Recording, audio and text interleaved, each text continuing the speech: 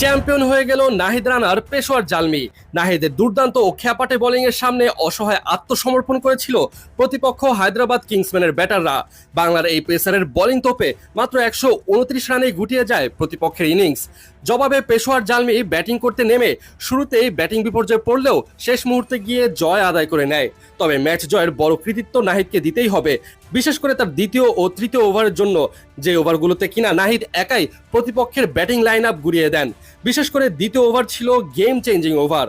শুধু এখানেই শেষ নয়, এই আসরে দুইবার মেডেন ওভার করার একমাত্র কীর্তি করেন নাহিদ। ইকোনমির দিক থেকেও নাহিদের ধারে কাছে নেই কেউ।